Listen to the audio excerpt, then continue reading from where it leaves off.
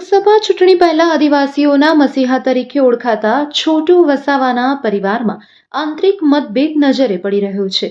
મહેશ વસાવા પિતાની વિચારધારા છોડી ભાજપમાં જોડાઈ જતા પરિવારનો મતભેદ ચરમસીમાએ પહોંચ્યો છે. ત્યારે આજે મહેશ વસાવા સી.આર. પાટીલના હસ્તે કેસરીઓ ધારણ કરતા પિતા છોટુ વસાવાએ પુત્રના નિર્ણય સામે એક વિડીયો જાહેર કરી પોતાની નારાજગી વ્યક્ત કરી હતી. લોકસભાની ચૂંટણીઓ આવતાની સાથે જ પક્ષમાં પલટાપલટી શરૂ થઈ ગઈ છે. ત્યારે આ વખતે ઇન્ડિયા ગઠબંધનના કારણે ભરૂચ લોકસભા બેઠક પર કોંગ્રેસે આમ આદમીના અને ડેડિયાપાડાના ધારાસભ્ય ચૈતર વસાવાને સમર્થન આપતા રાજકીય માહોલમાં ગરમાવો આવી ગયો છે. જ્યાંથી ભરૂચ બેઠક પર ચૈતર વસાવા નામની જાહેરાત થતાં જ આ બેઠક હોટ સીટ બની ગઈ હતી. એક બાજુ આ બેઠક જીતવા માટે ચૈતર વસાવા સામે બીજો કોઈ સક્ષમ ઉમેદવાર ન હોય, ભાજપે સતત 7મી વખત મનસુખ વસાવાને ઉમેદવાર તરીકે જાહેર કર્યા છે. ત્યારે બંને આદિવાસી નેતાઓ એકબીજા પર આક્ષેપ પ્રતિ આક્ષેપ કરી રહ્યા છે. જ્યારે બીજી તરફ જોવા જઈએ તો લોકસભાની ચૂંટણી પહેલા આદિવાસીઓના મસીહા તરીકે ઓળખાતા છોટુ વસાવાના પરિવારમાં આંતરિક મતભેદ નજરે પડી રહ્યો છે. મહેશ વસાવા પિતાની વિચારધારા છોડી ભાજપમાં જોડાઈ જતા પરિવારનો મતભેદ સપાટી પર આવ્યો છે.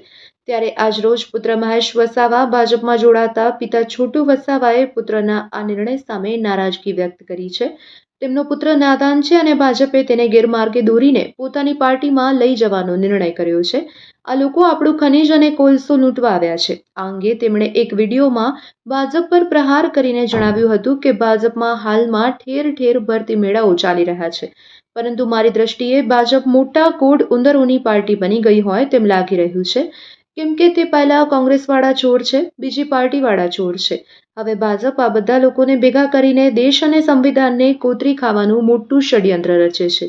દેશના જે અધિકારો છે તેને ખાઈ જવાનું એક ષડયંત્ર રચે છે, જેના ભાગરૂપે ભરતી મેળા કરે છે. તે લોકોને ડર છે કે લોકો તેમની સાથે નથી, એટલે બધાને ભેગા કરીને એક તરફી ચૂંટણી કરવા માંગે છે. આજે ગાંધીનગરમાં જે ભરતી મેળો ચાલી રહ્યો છે, જેમાં મારો પુત્ર અને બીજા લોકો પણ અહીંથી ગયા છે, તે એટલા માટે કે અહીંયા જે ખનિજ કોલસો નીકળવાનો છે તેની ચોરી કરવા માટે આ બધા કોડ ઉંદર સ્વરૂપે આ લોકો આજે પાર્ટીમાં જોઈન્ટ થયા છે. આ લોકોને મારો સંદેશ છે કે આ લોકો કાર્યકર નથી, પણ આપણી ખનીજ લૂંટવા મોટા કોડ ઉંદરોને સહકાર આપી ફોટો પડાવીને આપણી સંપત્તિ પડાવવાની ચાલબાજી છે, જેથી લોકોએ ચેતવાની જરૂર છે.